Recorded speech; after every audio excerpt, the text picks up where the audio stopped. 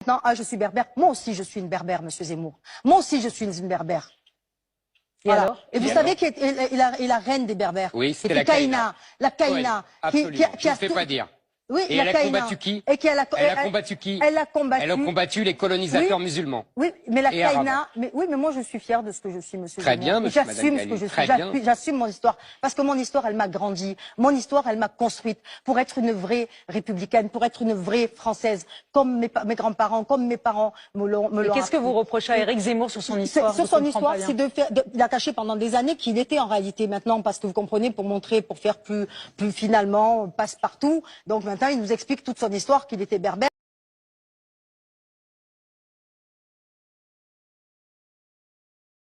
الناس اللي كيقولوا واش الجزائر ما عندها ثقافه، ما عندها حضاره، ما عندها، لا، كاينه امور جزائريه عريقه جدا، ولكن القياده العسكريه ديال الجزائر ما بغاتهاش. هناك ممالك عظيمه امازيغيه كانت في الجزائر، مملكه نوميديا، الملوك العظام، مسينيسا، يوغرتن، واحد العدد ديال الشخصيات التاريخيه اللي من حق الشعب الجزائري يفتخر بها ما كتذكرش نهائيا. يعني كاين ضريح ديال ملكه امازيغي ما كتلقاهش في الرموز الثقافيه ديال الجزائر. علاش؟ فقط لانهم ناس يعني كانوا حاملين واحد الوقت ايديولوجيا ديال القوميه العربيه المتطرفه اللي خداوها من الناصريه وخداوها من حزب البعث العربي الاشتراكي من الشرق، كتغيب الذات الحضاريه ديال البلد وكتجعلك تولي نسخه باهته ديال ناس اخرى.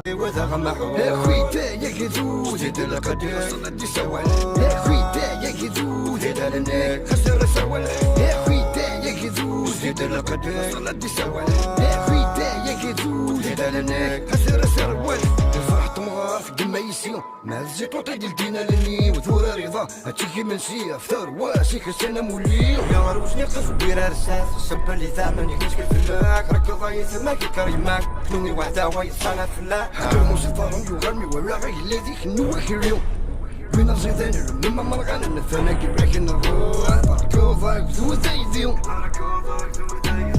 يصف الله زمانة فوق في سنة مريت النار كما خوانا هذا اللي زلونا سادات خوانا هذا اللي جوا فازا خوانا شوش المكان وين خوانا خفف لا تفريد نفا هذا اللي